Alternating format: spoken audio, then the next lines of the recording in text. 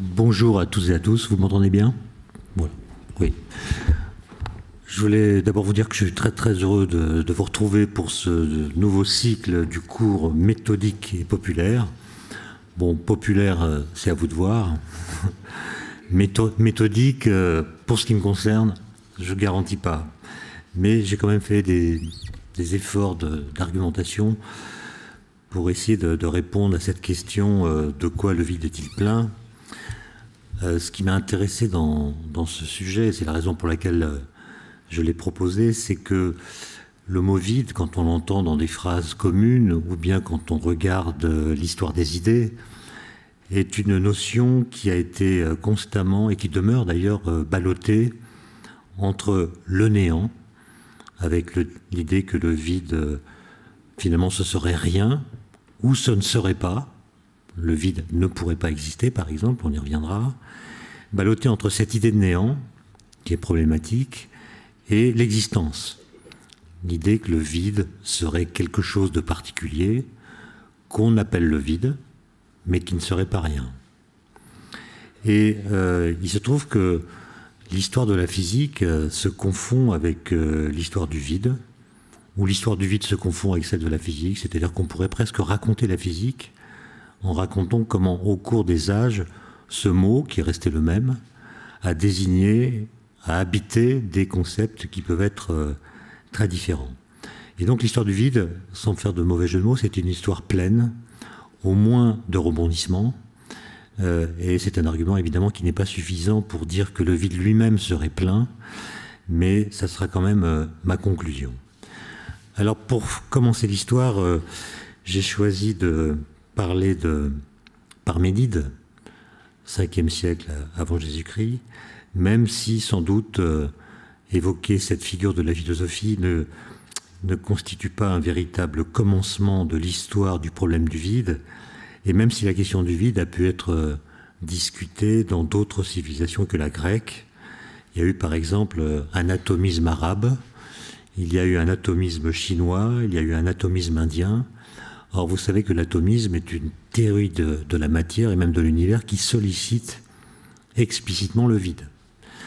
Et donc, on ne peut pas dire que cette question du vide était l'apanage des Grecs, mais je vais quand même, de façon peut-être arbitraire, commencer par Parménide, ce philosophe grec qui s'est interrogé sur les relations entre le un et le multiple, comme beaucoup d'autres, et qui, comme le dira Nietzsche, a été saisi par le frisson glacial de l'abstraction.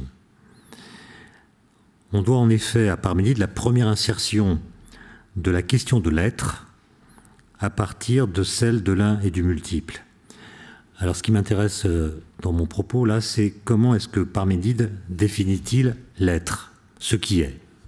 Il répond par la parfaite identité à soi-même, est ce qui est parfaitement un. Donc exister, c'est simplement, pour Parménide, être identique à soi-même. Une sorte de tautologie, mais Parménide va un peu plus loin en proclamant une assertion qui est devenue célèbre, selon laquelle l'être est et le non-être n'est pas. Et l'argument principal qu'il avance est qu'on ne peut connaître ce qui n'est pas ni l'énoncé, car ce qui peut être pensé et ce qui peut exister sont une seule et même chose. Et donc si le non-être n'est pas, n'existe pas, il ne peut donc pas être pensé. C'est l'argument de Parménide, et avec un argument de cet ordre-là, il niait évidemment l'existence du vide, qu'il assimilait à du non-être, à du rien, à du néant, c'est-à-dire, selon lui, à de l'impensable. Et cette idée de Parménide me semble très profonde, car en effet, dès que nous tentons d'imaginer le néant, dès qu'on essaie de s'en faire une idée, nous lui attribuons aussitôt des propriétés, nous en formons une représentation, bref, nous en faisons aussitôt quelque chose qu'il ne peut pas être par définition. Et donc, dès qu'on pense le néant ou le non-être, on le contredit. Et Parménide découvrait là quelque chose de fondamental, une sorte de vérité métaphysique, si ça a un sens de juxtaposer ces deux mots. Et cette vérité va irriguer toute l'histoire du vide, du moins du vide lorsqu'on l'assimile au néant. Nous ne parvenons à penser l'absence d'une chose que par la représentation de quelque autre chose. Penser le néant, c'est donc immédiatement transformer le néant en autre chose que du néant. Et Bergson, comme vous le savez sûrement, a pris acte de cette impossibilité à penser le néant en remarquant que dans notre esprit, abolition veut dire d'abord substitution. Vouloir tout abolir pour penser le néant est une tâche intellectuellement impossible, car ce faisant, nous substituons, en douce on pourrait dire, au néant autre chose que lui-même. À l'examen, l'idée de néant apparaît comme destructrice d'elle-même. Dès qu'elle nous vient à l'esprit, le mouvement de notre pensée transforme le néant en une substance particulière, en une sorte de vide, justement, auquel, l'air de rien, c'est le cas de le dire, nous attribuons un corps, une matérialité, que le néant ne saurait posséder sans contredire sa propre définition. Et c'est ça le premier paradoxe du néant, soulevé d'abord par Parménide et repris ensuite par beaucoup d'autres, dont Bergson que j'ai cité. Penser le rien n'est jamais penser à rien. Et c'est cet écart-là qu'il faut interroger. Qu'est-ce que nous mettons entre le fait de penser le rien et le fait de penser à rien? Alors je reviens à Parménide pour dire que, en plus du vide, il a rejeté le changement, le devenir, comme on dit, et même l'idée même de mouvement, au motif que toute évolution ou tout mouvement met en relation l'être et le non-être, qui n'existe pas pour Parménide. Et donc le mouvement est impossible. Cette exclusion du néant par Parménide paraîtra, évidemment, parce qu'elle l'est, paradoxale à certains de ses successeurs, qui remarqueront qu'on ne peut écarter de l'existence le non-être sans faire une concession. Et cette concession, ça consiste à l'affirmer comme étant le néant. On dit que le non-être est le néant. Et donc, on en fait le sujet du verbe être. Et donc, pour Parménide, on fait être le non-être. D'où la contradiction que j'évoquais. Dire que le non-être est le néant, c'est l'ontologiser et donc en faire quelque chose qui existe. Alors les arguments qui suivent évidemment sont passionnants, mais je vais pas m'y attarder parce que je suis pas vraiment compétent. Simplement, je rappelle que cette subtilité logique que je viens d'évoquer sera reprise par Platon lorsqu'il fondera son acte parricide à l'égard du père de la philosophie, Parménide, affirmant qu'il existe une modalité du non-être qui peut se réaliser sous certaines formes. Alors chez Platon, c'est par exemple l'image d'une chose. L'image d'une chose, c'est du non-être et en même temps, c'est une modalité d'être. On pourrait parler aussi du simulacre, de l'erreur, ou même de la simple notion de négation. Et donc, il y a là posé des questions qui vont se retrouver sous des formes différentes dans toute l'histoire du vide, confondue ou non avec le néant. Et si on résume cette histoire, et si on essaie même d'en proposer une vision caricaturale, on voit que des qualificatifs très divers ont été évoqués dans des contextes différents pour désigner un certain milieu, un certain médium, un certain substrat. Donc vous voyez que j'essaie d'employer des termes assez neutres, qui est défini par ses fonctions et par ses propriétés. On parle par exemple d'espace lorsqu'on s'intéresse au repérage des objets, à leur mouvement, et on pourrait dire à ce titre-là que l'espace, ce qu'on appelle l'espace depuis Newton, c'est le vide de la cinématique. On peut aussi parler de vide ou de substance lorsqu'il s'agit d'hydraulique. Quand on essaie de faire le vide, ou de réaliser des pompes à vide, c'est de ce vide-là qu'on parle. À d'autres endroits, on va parler d'éther lorsqu'il s'agit d'interaction ou de propagation. On pourrait dire que l'éther, dans beaucoup de théories physiques, constitue la matière du vide. Vous savez qu'au XIXe siècle, par exemple, et j'y reviendrai, eh bien, on a inventé l'idée d'éther luminifère, puisqu'on pensait que la lumière était un phénomène ondulatoire, et on ne pouvait pas concevoir qu'un phénomène ondulatoire, comme le son par exemple, puisse se propager au travers de l'espace sans faire vibrer un certain milieu sur son passage. Bon, pour le son, c'est par exemple l'air ou n'importe quel autre corps qui permet sa propagation. Et pour la lumière, pensait-on, il doit y avoir un milieu partout présent, l'éther luminifère, qui n'a qu'une fonction, celle de vibrer au passage de la lumière. Et on pourrait donc imaginer que cet éther, c'est une sorte de matière du vide. Et dans la physique la plus contemporaine, on a pu assister à des sortes de renversements. Vous savez qu'il y a certaines théories, comme la théorie des supercordes, qui envisagent le vide comme le lieu de création de l'espace, et non plus seulement comme la simple matérialisation physique de l'espace. Et donc vous voyez que en 5 minutes, on arrive à associer le mot de vide à toutes sortes d'autres mots, et donc on peut dire qu'il y a une sorte de polysémie fulgurante du vide. Le vide est sans contexte,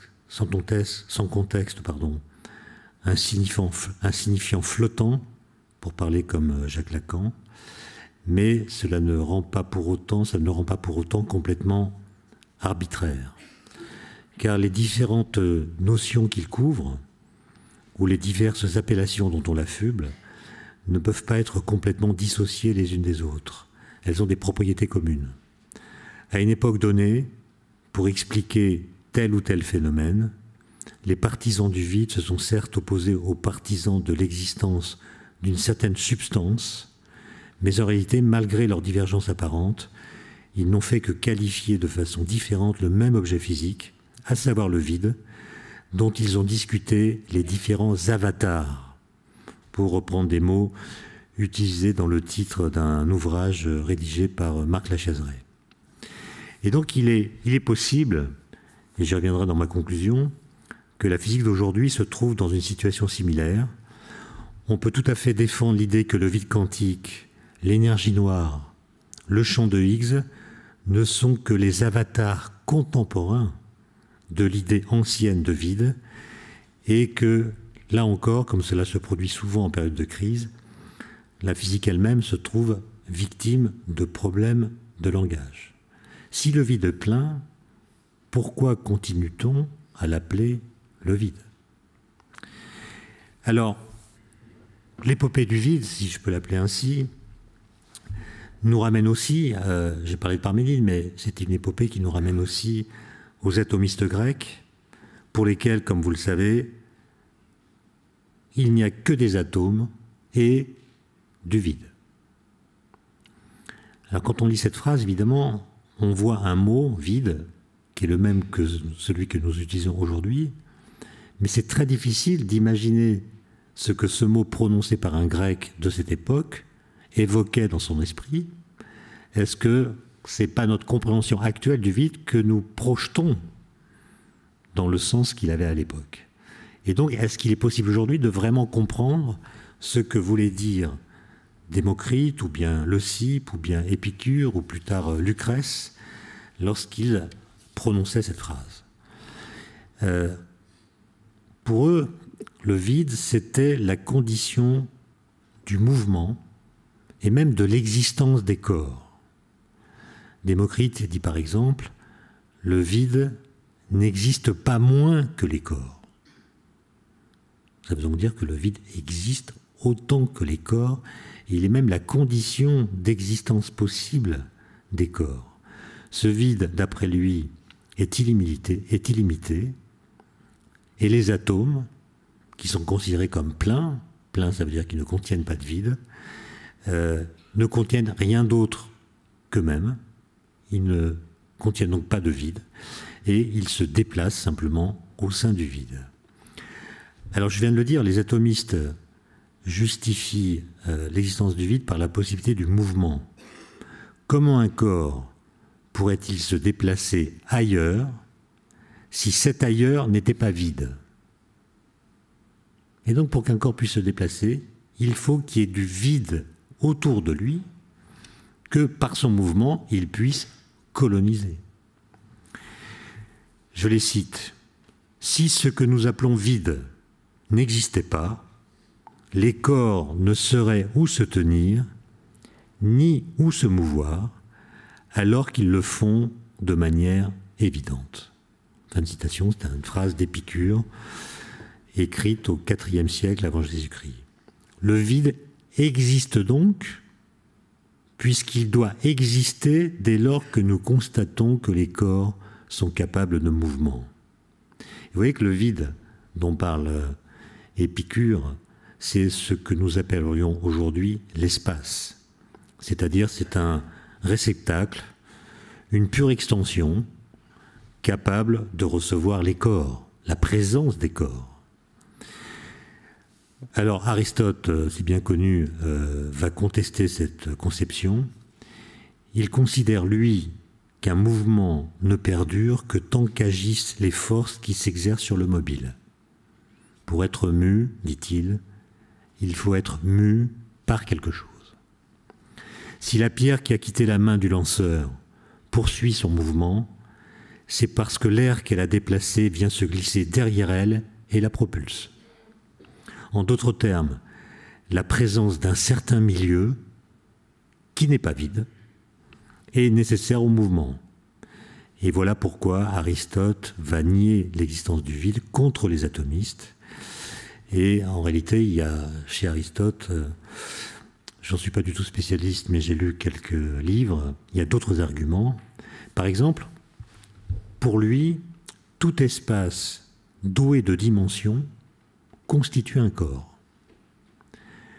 Un espace vide constituerait donc lui aussi un corps. Qu'un objet matériel vienne à occuper cet espace et deux corps se trouveront au même endroit, ce qui est absurde.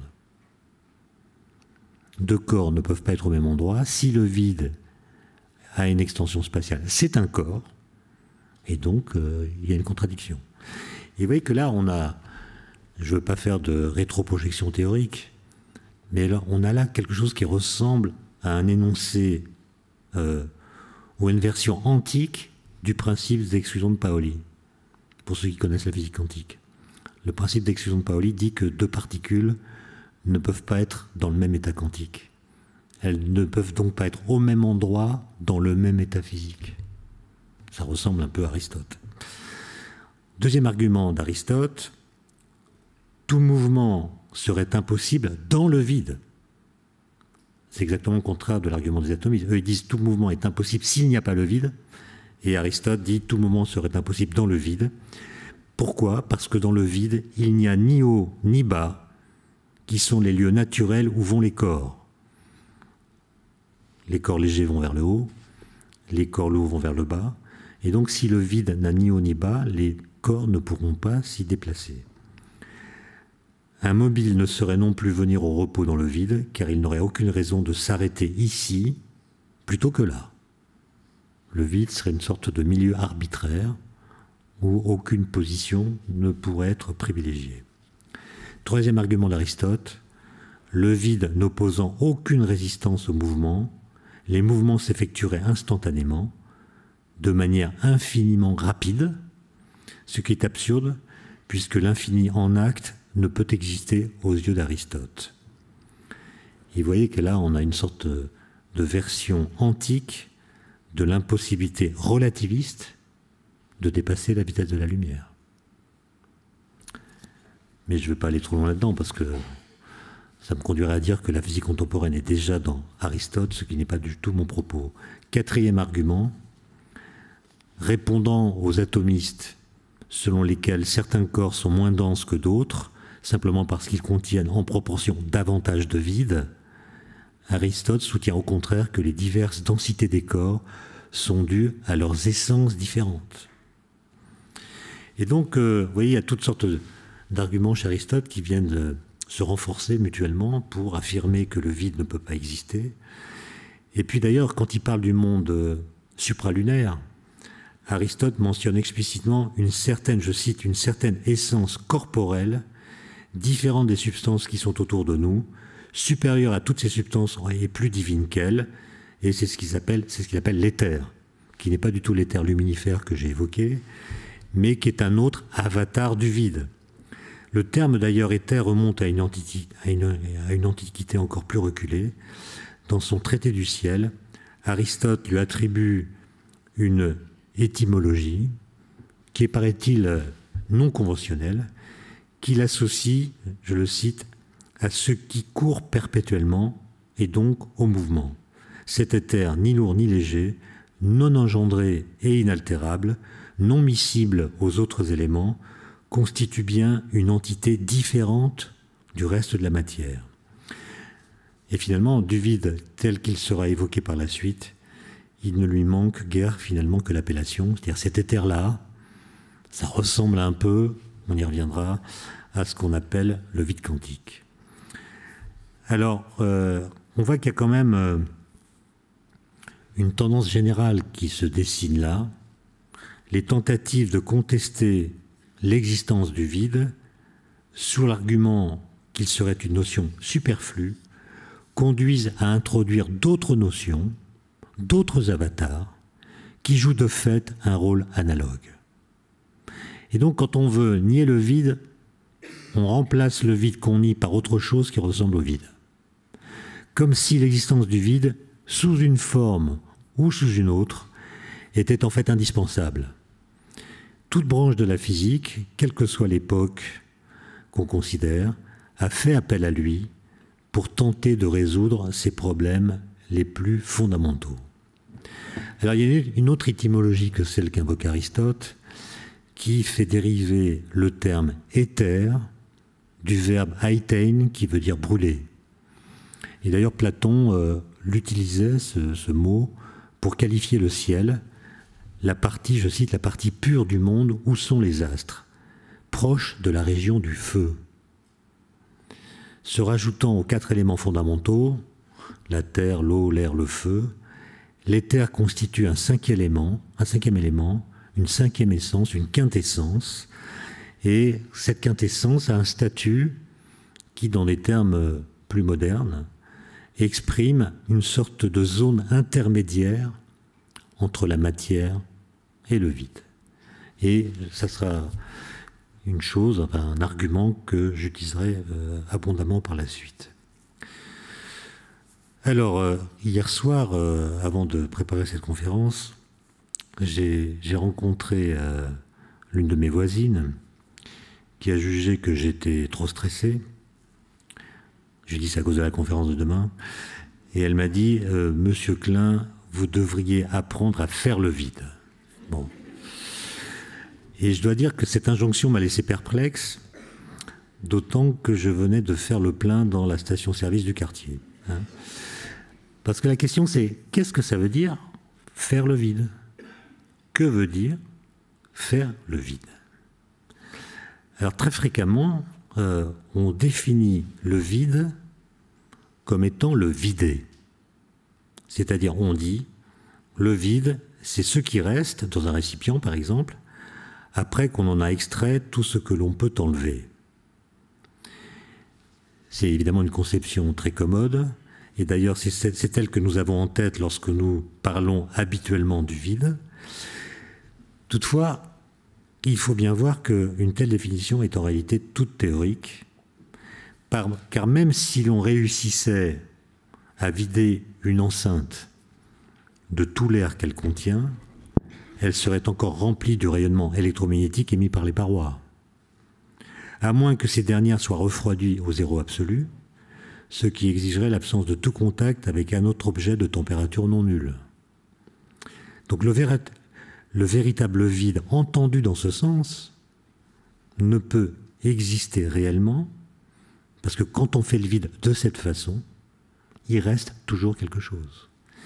Du coup, le vide ainsi défini demeure un concept, une sorte d'idéalité qui est en pratique inaccessible.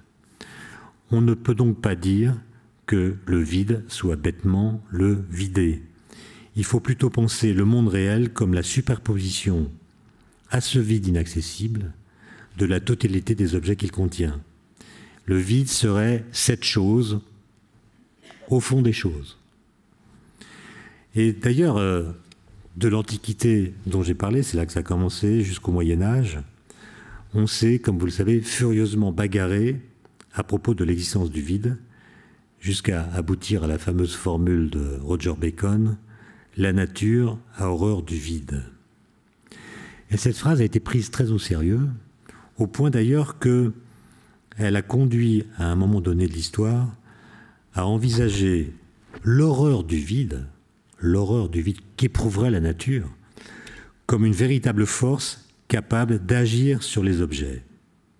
Par exemple, au Moyen-Âge, on croyait, à tort, que l'eau, comme tous les autres corps, se contracte quand elle devient solide, autrement dit que la glace occupe moins de volume que l'eau liquide. Vous savez que c'est faux. Le volume de la glace est plus élevé que le volume d'eau liquide. Et donc on interprétait le fait qu'une bouteille d'eau se casse sous l'effet du gel en disant que la nature préfère briser la bouteille plutôt que de laisser du vide se former à l'intérieur. Et donc ce qui casse la bouteille, ce n'est pas la pression de la glace qui occupe un volume plus grand que le liquide, c'est la nature qui a tellement horreur du vide qu'elle préfère casser la bouteille plutôt qu'autoriser la contraction de l'eau en glace qui laisserait des espaces vides. Alors Bachelard, pour résumer cette conception du vide, a trouvé une jolie formule. Il disait, je cite, que le vide est comme un facteur d'anéantissement apportant dans toute substance la contagion de son néant. Fin de citation. Et dans ce cas, faire le vide consiste en une opération si dangereuse que, n'en déplaise à ma voisine, je ne me risquerai pas à la tenter. Alors, de nos jours, on continue à dire que le vide, c'est le vidé. Et c'est problématique pour la raison que je viens de dire. Et puis, il y en a une autre. C'est que si le vide existe, c'est qu'il n'est pas rien. C'est qu'il est quelque chose de particulier. Mais curieusement, ce quelque chose de particulier qu'il est ne doit pas être enlevé quand on fait le vide, sous peine de faire du vide en question un pur néant qu'il ne peut pas être, puisqu'on vient de dire qu'il était quelque chose. Et donc à partir du moment où vous dites que le vide existe et n'est pas le néant, eh bien la division le vide c'est le vide devient problématique, puisque pour faire le vide, il faut tout enlever, absolument tout, sauf le vide. Parce que si vous enlevez le vide quand vous faites le vide, il reste le vide dont vous venez de postuler qu'il n'était pas le néant. Et donc ça devient embêtant, puisque la question se pose de savoir que doit-on inclure dans ce tout qu'on enlève pour faire le vide. Par exemple, est-ce qu'on doit considérer que l'espace ne fait pas partie du vide et qu'on doit donc l'enlever quand on fait le vide? Ou bien doit-on considérer que l'espace est un élément du vide, auquel cas il faut le garder quand on fait le vide? Descartes, par exemple, faisait remarquer que nous qualifions de vide une cruche qui contient de l'air, sous prétexte qu'elle est faite pour contenir de l'eau et non de l'air. Nous la disons vide alors même qu'elle n'est pas vide puisqu'elle contient de l'air.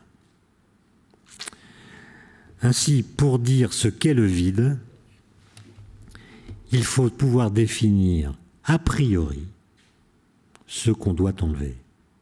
Je peux en principe encore ôter l'air que contient la cruche. À l'époque de Descartes ou à l'époque de Galilée, c'était pas si simple.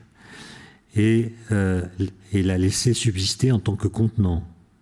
Donc il y a une cruche sans air. Si j'enlève la cruche, il subsiste encore un lieu, un espace. Où dois-je m'arrêter?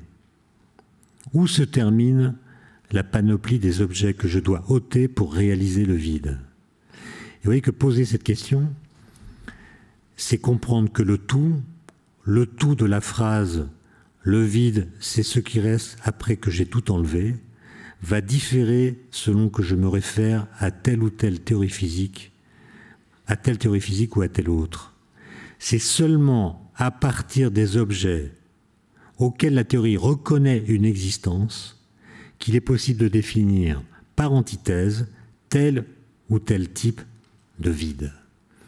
Et ça, c'est la première conclusion importante de mon propos, c'est que la notion de vide apparaît dépendante du mobilier ontologique de la théorie que l'on choisit comme référence. Et donc le vide de la mécanique classique, par exemple, ne sera pas le vide de la théorie de la relativité restreinte.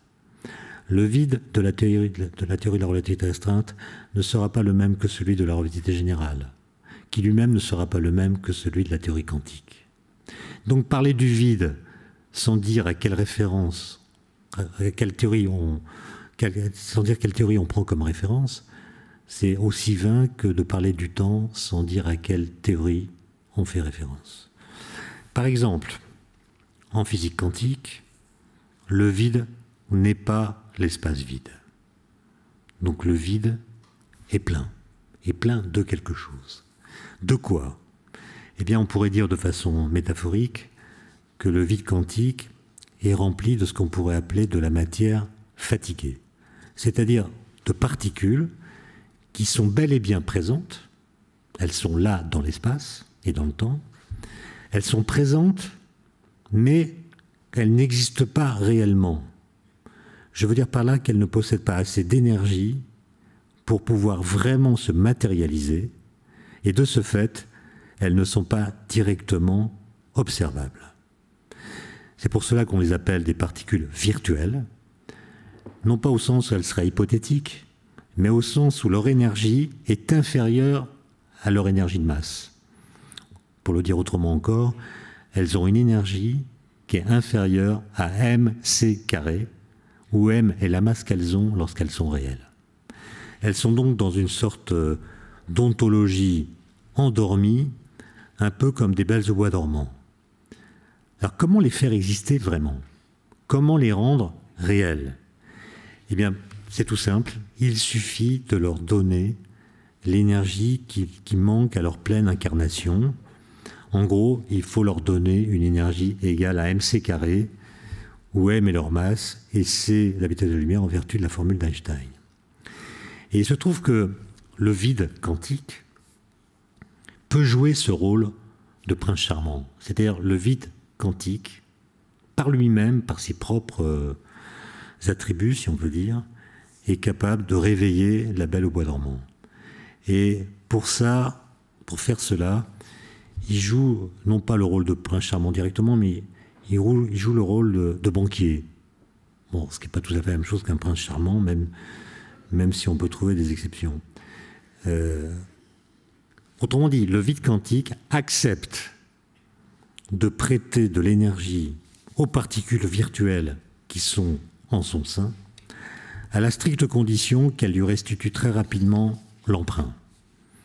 Et donc le vide, c'est la formule de Heisenberg pour ceux qui connaissent, prête de l'énergie, d'autant plus facilement qu'il a la garantie qu'il sera remboursé rapidement.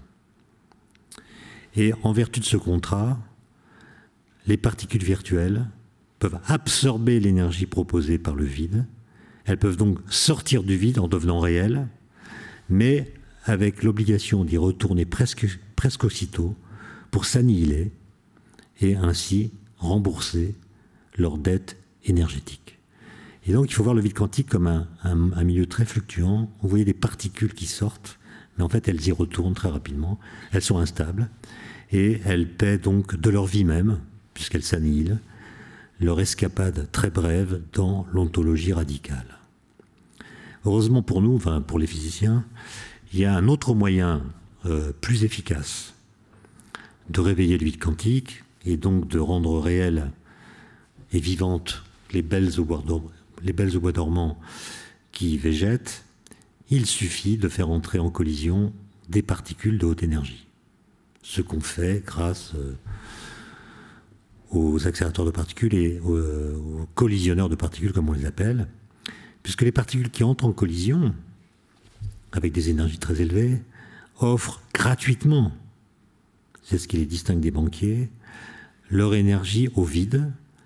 Ces particules virtuelles absorbent l'énergie qui leur est offerte, absorbent même un peu d'énergie cinétique qui leur permettent de sortir du vide, de devenir réelles et de s'échapper définitivement hors de leur repère.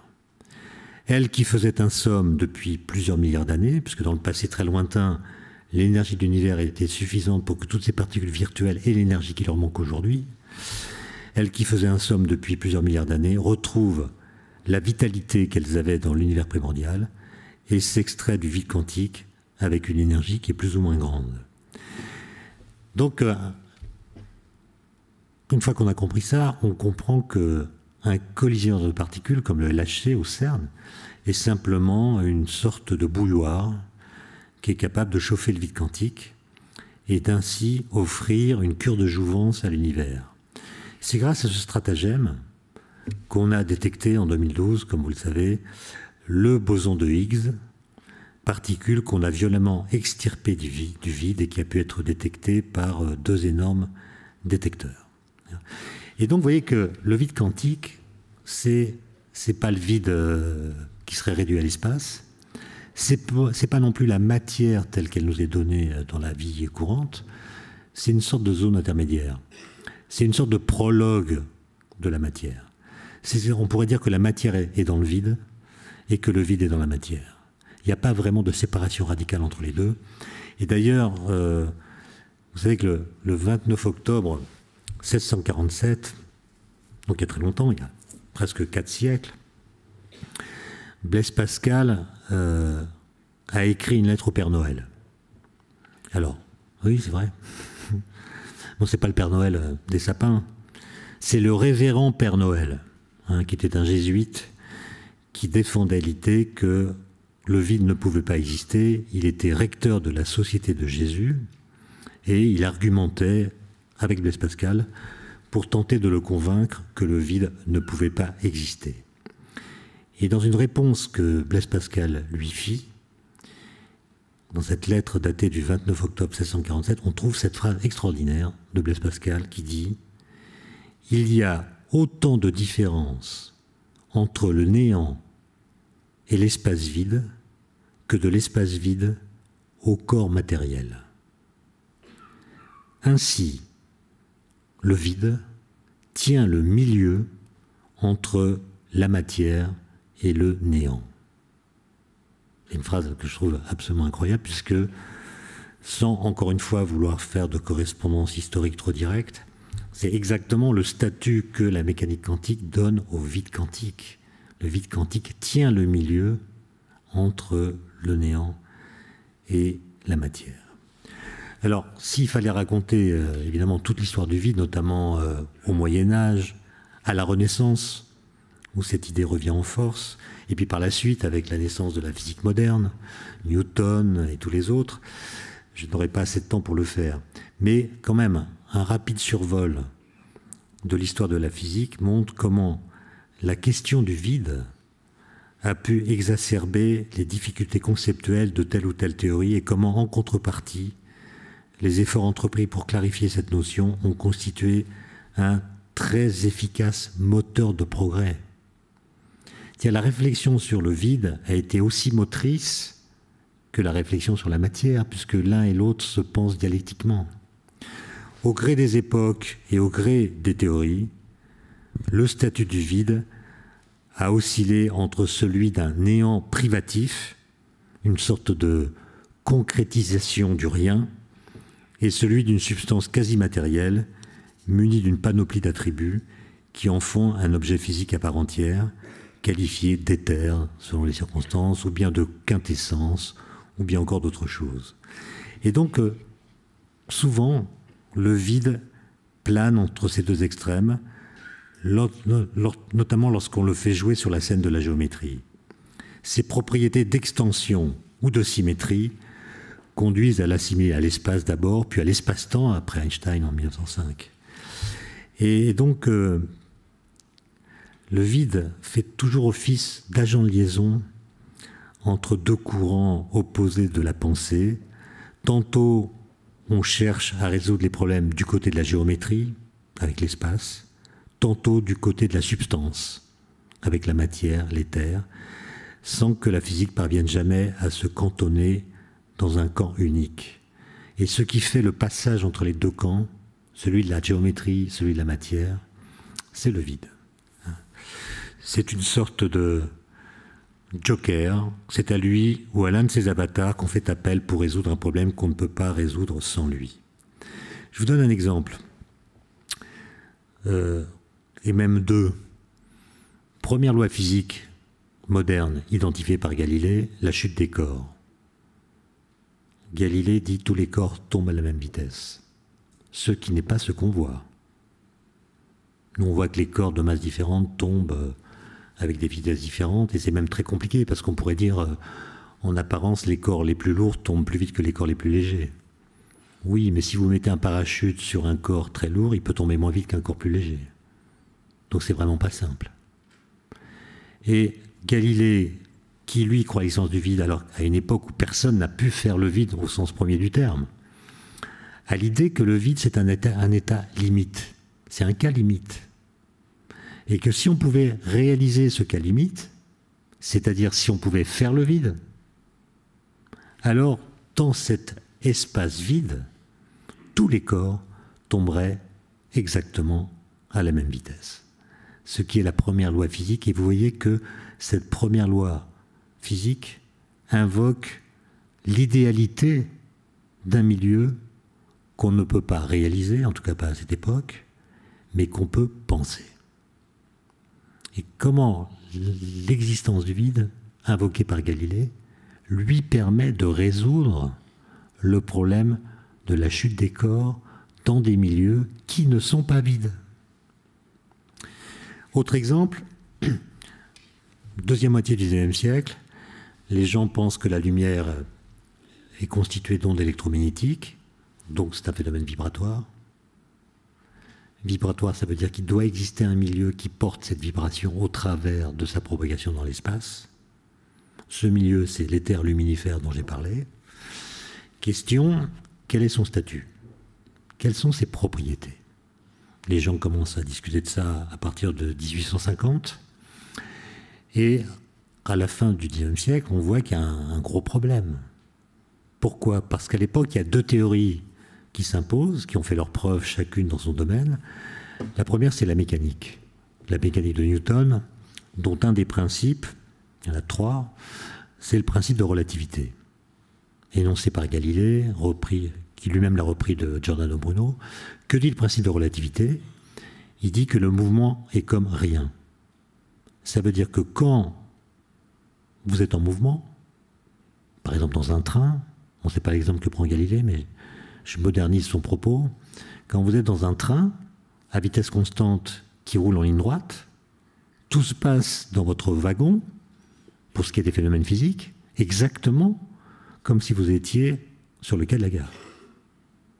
Donc le fait d'être en mouvement ne change rien aux lois physiques. Les phénomènes sont les mêmes. Si vous laissez tomber un objet, il tombera à vos pieds dans le wagon où vous êtes, de la même façon qu'il tombait à vos pieds lorsque vous étiez à la gare. Donc le mouvement est comme rien.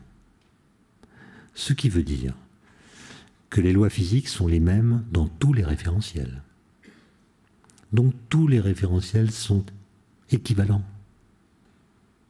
Il n'y a pas un référentiel dont vous puissiez dire celui-là en particulier, il est plus ceci ou plus cela que tel autre. Ça n'a aucun sens. Il y a ce qu'on pourrait appeler une démocratie des référentiels. tous les référentiels sont, non pas égaux, ils se distinguent par leur vitesse relative, mais ils sont équivalents. Mais alors, s'ils sont équivalents, il n'y en a aucun dont vous puissiez dire qu'il est absolument immobile. Je pourrais dire par exemple que cet amphithéâtre correspond à un référentiel immobile. Très bien. Mais un référentiel qui se déplacerait à une vitesse constante par rapport à nous serait mobile par rapport à ce référentiel-là. Il pourrait dire, lui, que notre référentiel est mobile par rapport à lui. Et comme tous les référentiels sont équivalents, en fait, il n'y en a aucun qui puisse dire « moi, je suis plus immobile que toi ». Conclusion. Le principe de relativité de la mécanique implique qu'il n'existe aucun référentiel dont nous puissions dire qu'il est absolument immobile. Ça, c'est la première conclusion.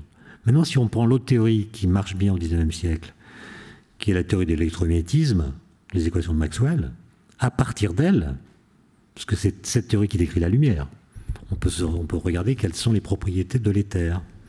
Est-ce qu'il est solide? Est-ce qu'il est pesant? Est-ce qu'il est élastique? Etc. Et à mesure qu'on étudie ces propriétés en s'appuyant sur la théorie de Maxwell, on découvre qu'en fait, il n'y a aucune propriété.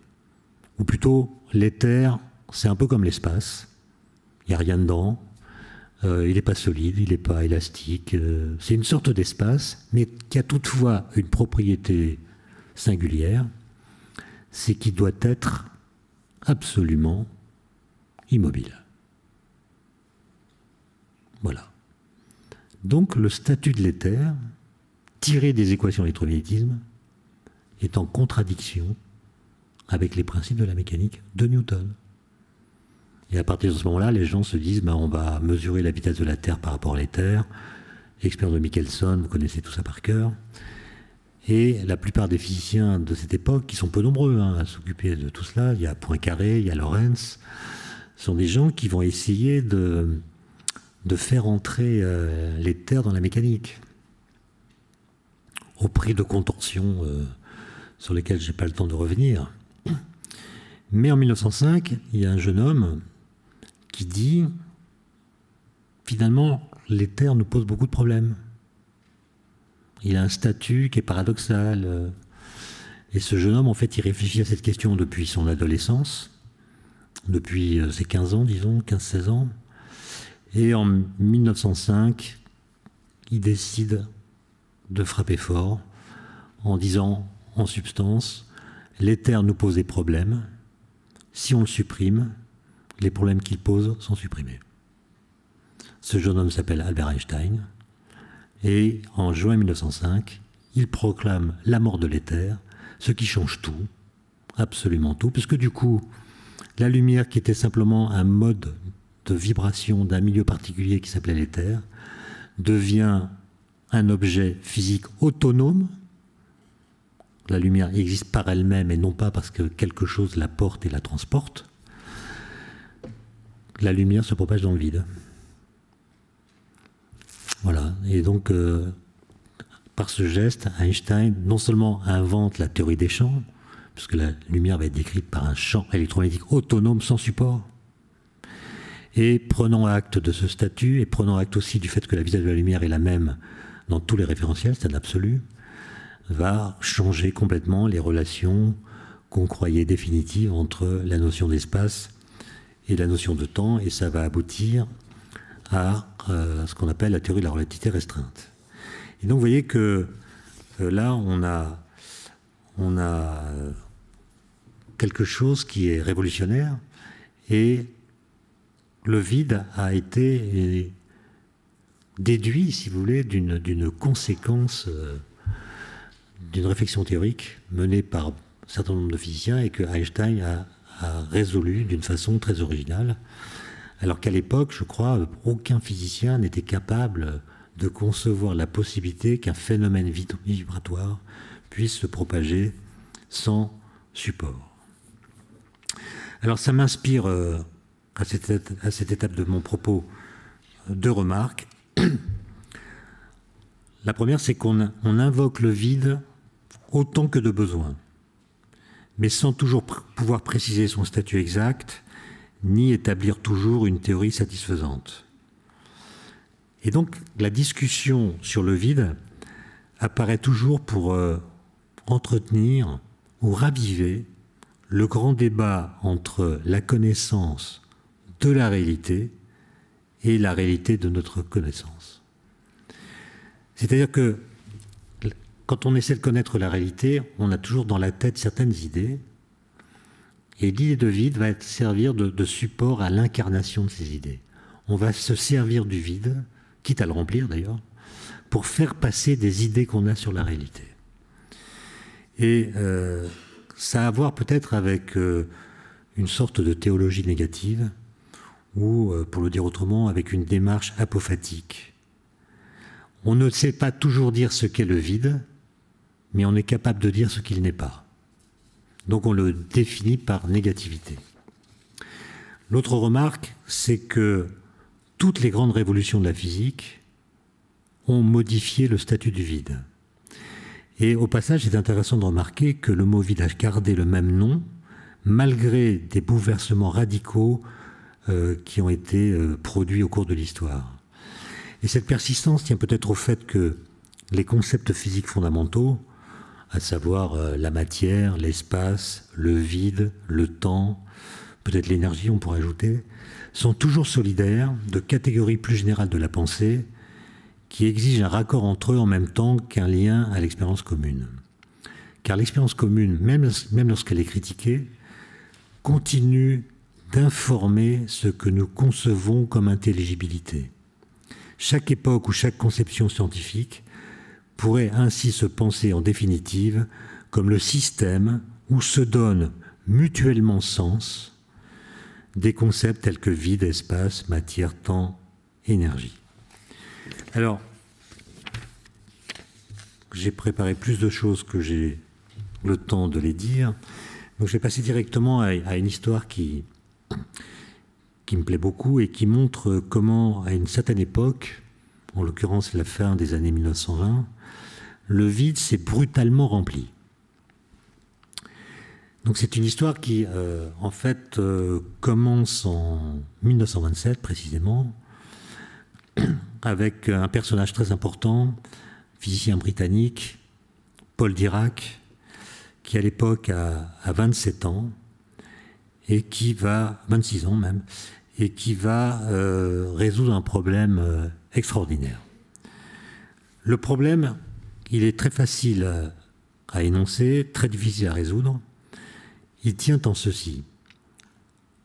À la fin de l'année 1925, pendant les vacances de Noël, un physicien autrichien qui s'appelle Schrödinger a publié une équation qui permet de décrire le comportement de l'électron. C'est une équation qui est quantique. Elle est quantique au sens où elle s'appuie sur les principes de la mécanique quantique. Elle décrit l'électron par ce qu'on appelle une fonction d'onde. Mais on voit bien qu'elle ne marche pas bien quand la vitesse de l'électron devient très grande. Très grande, ça veut dire non négligeable devant la vitesse de la lumière. Pour le dire en d'autres termes, cette équation n'est pas relativiste. C'est-à-dire, elle est quantique, mais elle ne marche pas quand les vitesses des objets réclament la cinématique qu'Einstein a publiée en 1905, la relativité restreinte dont je viens de parler. C'est une théorie, l'équation de Schrödinger, qui ne respecte pas les principes de la relativité. Or, un électron, qui est un objet minuscule, peut être également très véloce, et il peut même se déplacer pratiquement à la vitesse de la lumière, comme c'est le cas dans le rayonnement cosmique. À l'époque, il n'y a pas d'accélérateur d'électrons, donc cette observation ne vaut que pour les particules du rayonnement cosmique. Et ce double statut, minuscule, véloce, ou possiblement véloce, implique qu'on doive décrire l'électron d'une façon qui soit à la fois quantique, parce qu'il est petit, et relativiste, parce qu'il est rapide. Et cette ambition-là, la relativité ne l'atteint pas puisqu'elle n'est pas quantique, et la physique quantique ne l'atteint pas non plus, puisqu'à l'époque, elle n'est que non relativiste. Et Dirac et quelques autres comprennent qu'il va falloir qu'ils construisent une nouvelle théorie, une nouvelle équation qui soit à la fois quantique et relativiste pour décrire les particules qui sont petites et véloces. Alors Dirac, comme il le dit lui-même, il commence par jouer avec des équations pour voir ce qu'elles donnent de beau. Dirac pensait que ne pouvaient être vraies que les belles équations. Alors quand on lui disait « mais qu'est-ce que c'est une belle équation ?» il répondait « si vous êtes mathématicien, vous comprenez ce que je veux dire, si vous ne l'êtes pas, je ne peux pas vous l'expliquer. » Et il travaille d'arrache-pied pendant plus d'1 an, et le soir de Noël 1928, il est assis à son bureau du collège St. John à Cambridge, il pose son stylo sur son cahier et il se dit « tiens, j'ai l'équation, je la tiens ». Et il a en effet découvert ou écrit ou trouvé, je ne sais pas comment il faut dire, ce qu'on appelle aujourd'hui l'équation de Dirac, l'équation qui porte son nom. C'est une équation qui est quantique, elle décrit les particules par des fonctions d'onde, et elle est relativiste parce qu'elle marche, elle s'appuie sur la cinématique développée par Einstein. Mais assez rapidement, Dirac constate que son équation recèle quelque chose d'étrange, qui va d'ailleurs dérouter les physiciens et même susciter des réactions très très violentes de leur part. C'est qu'il remarque que certaines des solutions de son équation correspondent à des particules d'énergie négative. Or, toutes les particules connues à cette époque-là, et c'est toujours vrai d'ailleurs, ont une énergie positive, y compris celles qui sont immobiles, puisque leur énergie est alors égale à leur énergie de masse mc². Si des particules d'énergie négative existaient, elles auraient donc aussi une masse négative. Ce qui veut dire que sous l'action d'une force, elles se déplaceraient dans le sens contraire à celui des particules ordinaires, qui sont toutes, je l'ai dit, dotées d'une masse positive. Par exemple, si ce verre avait une masse négative, je lui donne un coup de poing, au lieu de partir dans votre direction, il viendrait dans la mienne. Personne n'a jamais vu ça, les particules ne sont pas des mules. Et donc, la question qui se pose, c'est est-ce que je dois accepter ces énergies négatives qui semblent absurdes, et donc rejeter mon équation? Ou bien est-ce que ces nouvelles solutions, ces nouvelles possibilités me disent quelque chose de nouveau sur la nature? Et pendant 3 ans, il y a un flottement, il y a des controverses, il y a des discussions.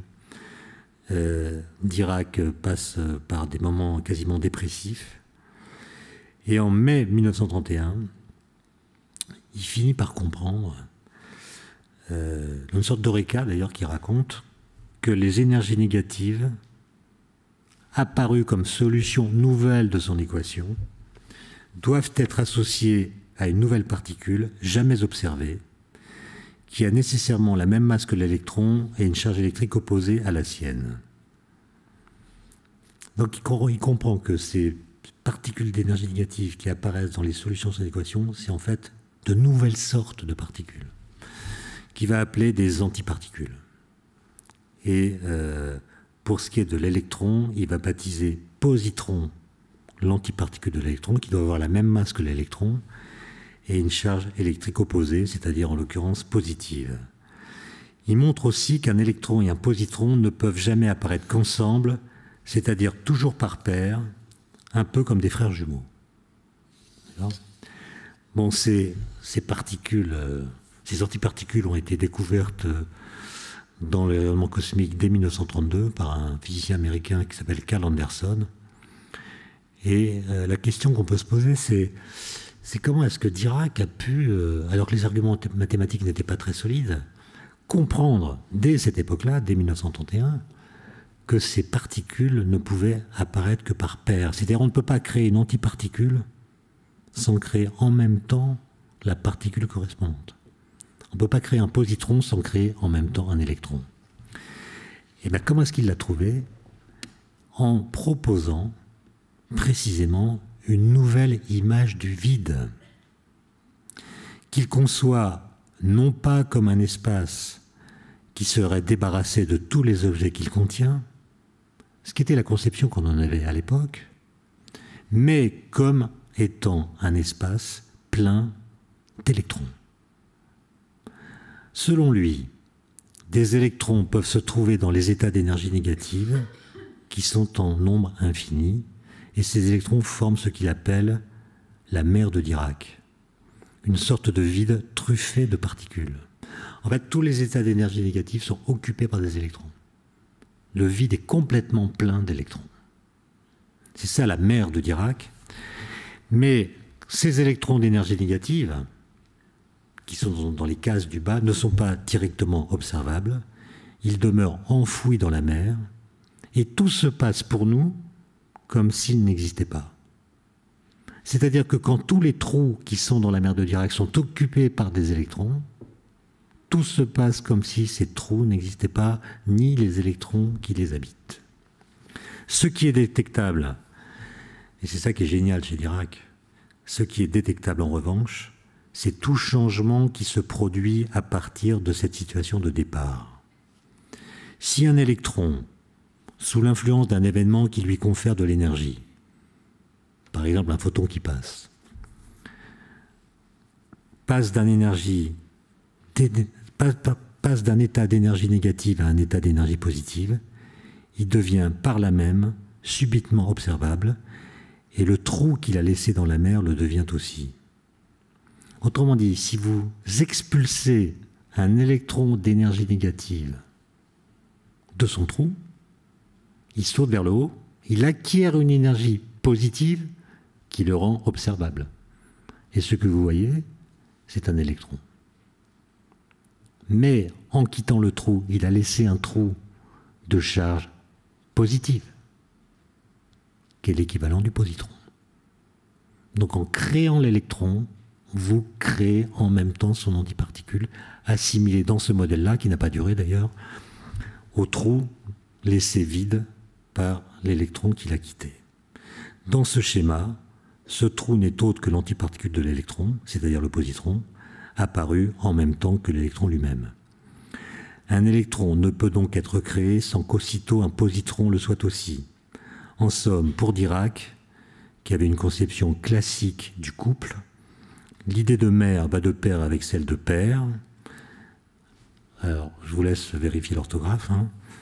Il y a du grain à moudre pour les psychanalystes qui sont dans la salle, qui pourront en discuter entre eux, entre pairs, si j'ose dire. Bon, on va arrêter ça. Alors, pour les psychanalystes, j'ai une autre histoire.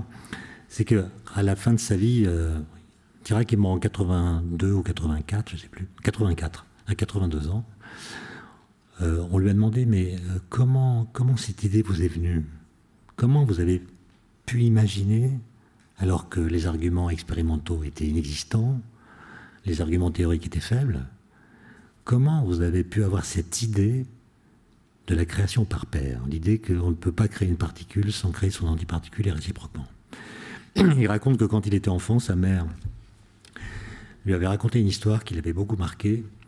C'était l'histoire d'un prêtre catholique qui, en Irlande, avait été affecté à une nouvelle paroisse et qui, pour faire connaissance de ses ouailles, avait entrepris de rendre visite à toutes les fermes qui étaient dans ce village ou alentour.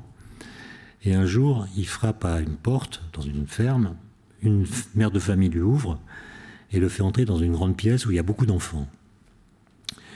Et le prêtre remarque assez rapidement que tous ces enfants sont appariés.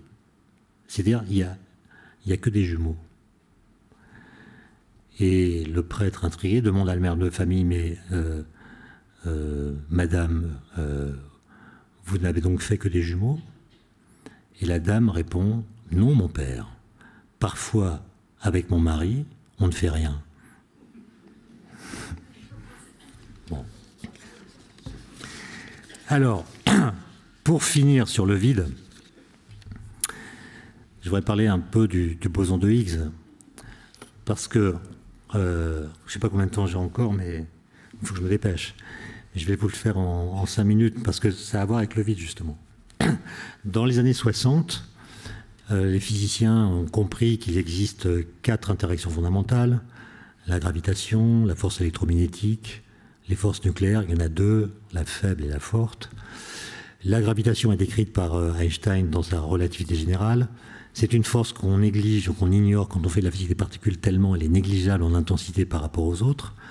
Et donc le problème à résoudre, c'est comment décrire l'électromagnétisme, comment décrire l'interaction nucléaire faible, et pareil pour l'interaction nucléaire forte. Et émergent après la guerre, la Deuxième Guerre mondiale, des idées assez incroyables qui consistent à associer à chacune de ces interactions un groupe de symétrie mathématique. Par exemple, pour l'électromagnétisme, le groupe de symétrie qui va bien, c'est le groupe des nombres complexes de module 1. Vous avez les nombres qui s'écrivent sous la forme exponentielle I alpha, où alpha est un nombre quelconque. Là, quand vous prenez le module de ce nombre complexe, vous trouvez 1. Quand vous multipliez 2 tels nombres, ça fait un nombre du même type, etc. Donc ça forme un groupe. Et c'est un groupe mathématique qu'on peut postuler comme étant le groupe de symétrie, dans un certain sens, que je ne vais pas détailler, de l'électromagnétisme. Et une fois que vous avez choisi ce groupe et décidé, juste pour jouer, c'est une sorte d'hypothèse que vous faites, que c'est le bon groupe de l'électromagnétisme, alors vous l'insérez dans ce qu'on appelle des théories de jauge, et ça vous donne une description de l'interaction électromagnétique. Et cette nouvelle théorie, qu'on appelle l'électrodynamique quantique, a une efficacité opératoire tellement extraordinaire, permet de calculer des effets très fins qui sont vérifiés expérimentalement avec une grande précision, etc., que les gens ont l'impression que c'est la bonne méthode. En plus, ils arrivent à la généraliser, c'est-à-dire à l'étendre à la description de l'interaction nucléaire faible et de l'interaction nucléaire forte, avec des groupes de symétrie différents.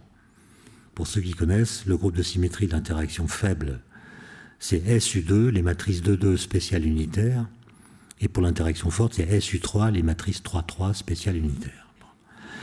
Et dans ces scénarios, dans ces modèles théoriques, si vous voulez, quand 2 particules interagissent, par exemple quand 2 électrons se repoussent par la force électrique, il faut imaginer qu'en fait, ils échangent une particule qui est caractéristique de l'interaction. Par exemple, dans le cas que je viens de prendre, les 2 électrons se repoussent par répulsion électrostatique par le fait qu'ils échangent des photons virtuels. Des photons qui sont les médiateurs de la force, et ils sont virtuels parce qu'ils sont en dehors de leur couche de masse. Bon, c'est un petit détail. Donc l'idée, c'est qu'une interaction entre 2 particules se médiatise au travers de l'espace par l'échange d'une autre particule qui est caractéristique de l'interaction. Pour l'interaction faible, les particules, les ballons, comme on l'appelle, on échange des ballons en fait, les ballons d'interaction nucléaire faible, c'est ce qu'on appelle les bosons intermédiaires, et les ballons d'interaction nucléaire forte, c'est ce qu'on appelle les gluons. Tout ça marche très bien. On a là une théorie qui rend compte des résultats expérimentaux qui s'accumulent. C'est l'époque où on met en service des machines en Europe, en Union soviétique, aux États-Unis, de plus en plus puissantes, qui permettent d'accéder à des données résultant de collisions de particules qui permettent de tester les modèles. Et tout va très bien. Sauf que en 1964, 63 plutôt, des physiciens se demandent qu'est-ce qui se passerait, c'est une sorte d'expérience de pensée, qu'est-ce qui se passerait si ce modèle théorique, qu'on appellera plus tard le modèle standard, qu'est-ce qui se passerait si ce modèle standard était vraiment vrai? Et la conclusion à laquelle ils arrivent rapidement, qui est d'ailleurs très simple à identifier, c'est que si cette théorie était vraie, alors les masses de toutes les particules qui sont porteuses des interactions, tous les ballons dont j'ai parlé, seraient nuls. Toutes les interactions seraient véhiculées par des particules de masse nulle, comme c'est effectivement le cas pour le photon, le médiateur de l'interaction électromagnétique, mais pas du tout le cas pour l'interaction nucléaire faible, qui elle a des ballons très lourds, dont la masse est au moins 100 fois près de 100 fois celle du proton. Et puis, par une sorte de contagion théorique, si les ballons qui médiatisent les interactions ont une masse nulle, les particules de matière qui subissent les interactions doivent aussi avoir une masse nulle. Donc le modèle standard, qui a l'air de si bien marcher quand on le confronte aux observations, contient en son sein même, dans son assise théorique la plus profonde, quelque chose qui contredit les observations, les mesures, puisque un électron a une masse non nulle. À l'époque, on ne parlait pas de quarks, on ne les avait pas trouvés, ni même imaginés, mais les quarks ont une masse non nulle, etc. Donc les particules élémentaires de matière ont toutes une masse non nulle. Et donc la théorie qui est si efficace contredit un fait brut, à savoir que les particules de matière ont une masse non nulle. Et donc, il y a eu des débats, évidemment, des discussions, il y a des physiciens qui se sont dit bah, c'est que le modèle est faux, il faut trouver d'autres techniques, d'autres arguments théoriques pour décrire les interactions. Et puis, en 1964, au mois de juin et au mois d'août, deux physiciens, enfin, un premier groupe de physiciens, deux physiciens qui s'appellent Englert et Brout. L'un est belge, l'autre est américain naturalisé belge. Ils écrivent ensemble un petit papier d'une page et demie sur cette question. Et ils seront suivis par un autre physicien écossais qui s'appelle Peter Higgs, qui va écrire le même papier à peu près. Ils ne se connaissent pas, hein. Ils n'ont jamais discuté, mais ils ont la même idée en même temps, de façon séparée. Et lui va publier un petit texte d'une page et demie, comme les premiers, au mois d'août 1964. Et ce sont des gens qui savent que les lois physiques contredisent toujours l'observation. Par exemple, la loi de Galilée que j'évoquais tout à l'heure, qui dit que tous les corps tombent à la même vitesse, quand on l'entend brutalement, est une loi qui contredit l'observation. Si je fais tomber ce verre en même temps que cette bouteille, d'une certaine hauteur, ils ne vont pas toucher le sol en même temps. Donc la loi de Galilée, quand je l'entends un peu bêtement, contredit l'observation. Et donc ils savent que une théorie peut avoir raison contre les faits, même si elle contredit les faits. Pourquoi ? Parce qu'il se pourrait que les faits soient mal interprétés. Et en l'occurrence, il y a une idée avec laquelle on vit depuis, je ne sais pas quand, depuis Aristote, mais en tout cas depuis Newton, c'est qu'on n'arrive pas à penser l'idée de matière sans penser l'idée de masse. C'est-à-dire que dès que vous pensez à la matière, vous pensez à la masse. Vous avez du mal à imaginer une matière qui n'aurait pas de masse. Et dès que vous pensez à la notion de masse, vous l'imaginez incarnée par des particules de matière. Et donc il semblerait qu'il y a une sorte de solidarité conceptuelle entre la notion de matière et la notion de masse. Et bien ces trois physiciens que j'ai cités disent peut-être qu'on se trompe. Peut-être que la masse des particules élémentaires n'est pas une propriété intrinsèque qu'elles posséderaient. C'est-à-dire, elles n'ont pas de cette masse du seul fait qu'elles sont matérielles. Ce n'est pas automatique. Peut-être que la masse qu'elles ont est une propriété secondaire, qu'elles ne possèdent donc pas d'elles-mêmes, mais qui résulte d'une interaction qu'elles ont avec autre chose qu'elles-mêmes. Quelle est cette autre chose avec laquelle les particules interagissent? Le vide. À condition que ce vide ne soit pas vide. Et donc ces gens écrivent dans ce papier un truc absolument incroyable. Ils postulent que dans le vide, il existe un champ quantique comme on dit, c'est-à-dire un champ qui est partout présent, un champ très simple au sens mathématique du terme, c'est un champ scalaire, c'est un champ qui est décrit par un nombre réel classique, comme la température si vous voulez. Alors qu'il y a d'autres champs physiques quantiques qui ont des structures mathématiques beaucoup plus compliquées. Lui, il est trivial, c'est un champ scalaire, partout présent, un peu comme l'éther, hein. Sauf que ce n'est pas l'éther luminifère, c'est une sorte d'éther, il est partout présent, il est uniforme, homogène, il se trouve dans tous les recoins de l'espace, et les particules élémentaires qui se déplacent dans ce vide habité de ce champ ont une masse nulle, comme le dit le modèle standard, qui donc sur ce point a raison, on le prend au sérieux. Les particules élémentaires ont une masse nulle. Mais l'interaction qu'elles ont avec le champ quantique, qui va s'appeler plus tard le champ de Higgs, cette interaction va leur donner une inertie que nous interprétons comme étant leur masse. Les particules qui ne sont pas couplées à ce champ ont une masse nulle et donc elles vont à la vitesse de la lumière. Et nous qui les voyons aller à la vitesse de la lumière, nous disons qu'elles ont une masse nulle. Celles qui, au contraire, ont un couplage avec ce champ acquièrent une inertie proportionnelle à ce couplage. Elles vont donc moins vite que la lumière. Et nous qui les voyons, nous disons, tiens, elles ont une masse non nulle. Pour reprendre une métaphore qui a des limites, comme toutes les métaphores qu'on utilise dans le champ quantique, c'est juste l'idée qu'il faut retenir. Imaginez que le champ de Higgs, ce soit un champ de neige, d'épaisseur constante. Ça existe. Imaginez que les particules soient sans masse, mais qu'elles soient dotées de skis plus ou moins bien fartés. Les skis qui sont très bien fartés glissent sur la neige sans frottement, et nous dirons dans ce cas que les particules n'ont pas de masse.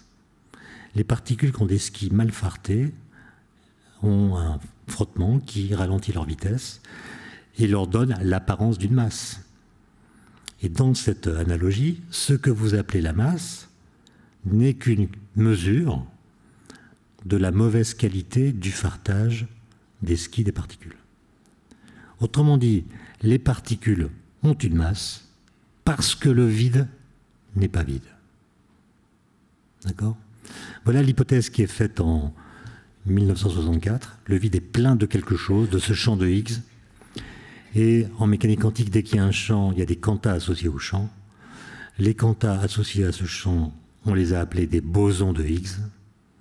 Et il a fallu 48 ans pour devenir capable de construire un accélérateur de particules, un collisionneur, le LHC, au CERN, qui fait 27 km de circonférence, grâce auquel on peut faire des collisions de protons à haute énergie, qui réchauffent le vide quantique. Et en l'occurrence, la machine l'a fait avec une énergie suffisante pour extraire du vide quantique quelques centaines de bosons de Higgs qui ont pu établir son existence, celle de la particule et donc celle du champ, et donc démontrer que le vide n'est pas vide. Voilà. Donc il est plein. Donc il faudrait l'appeler autrement. Voilà, je vous remercie pour votre attention.